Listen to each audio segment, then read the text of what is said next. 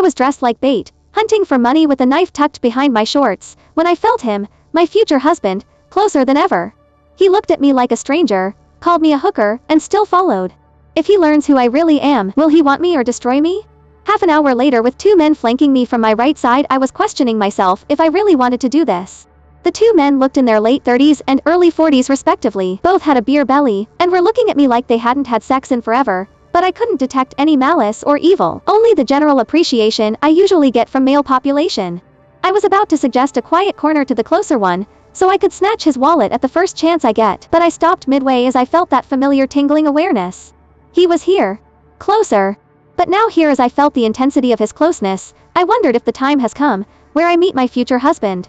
Closing my eyes, taking a deep breath, I stiffened my backbone, pasted a smile on my red-coated lips, and turned around to survey the bar. And there he was, his blue eyes, staring back at me, without blinking, and without any reservations. Oh dear future husband. Now finally, I have your attention. Let the fun begin. As soon as I entered that seedy bar, I knew that it wasn't a place for me. It was too cheap for me. I was about to turn around and retrace my steps, but then my eyes found her. A siren. Clad in red top, that showcased the upper swells of her breasts and lots of cleavage, with the shortest shorts I had ever seen, which had her long legs on display. She had me frozen in the spot. A hooker. As my gaze trailed back up, I met bright blue eyes looking back at me. She arched a light brown brow at me, silently questioning. I looked away first. There was something unsettling about her, unsafe. And yet, there was something familiar too. The lights were dim and something compelled me to move forward. I was just 2 steps away from the trio when I heard the man say, "What say, butterfly? Care to join us both? We'll show you a great time."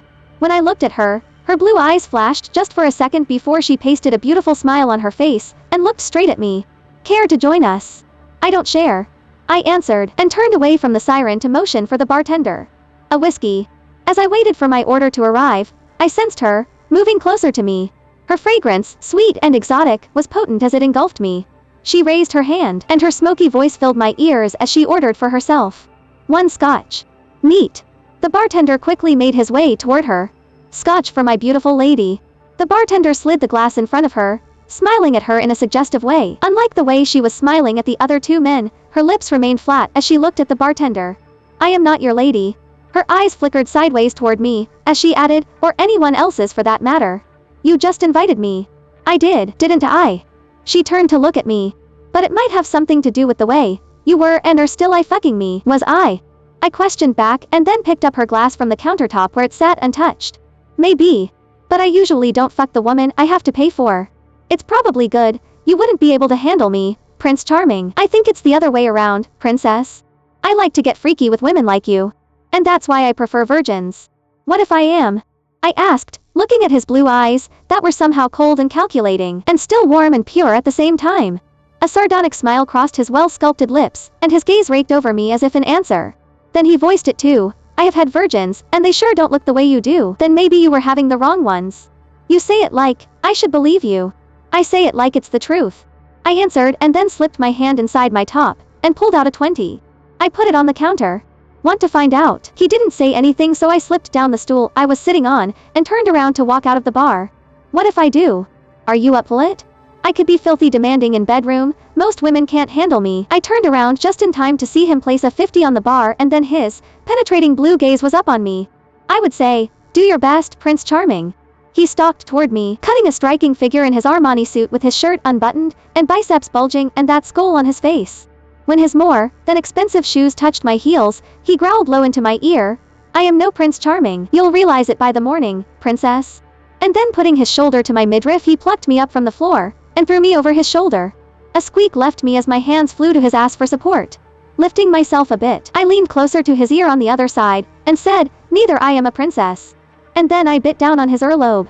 His rough, warm hand trailed up my legs, reaching the back of my thighs. And then his hand came down hard on my ass, making me gasp. "What the fuck? Don't provoke me, if you don't want me to retaliate." He rounded the hood of the car to the passenger seat, opened the door, and dumped me inside unceremoniously. Once he was seated and had started the car, I said, "Listen here, you don't get down on your knees." I spluttered and looked at him, taken aback. He looked me sideways, his blue eyes shining in the dark.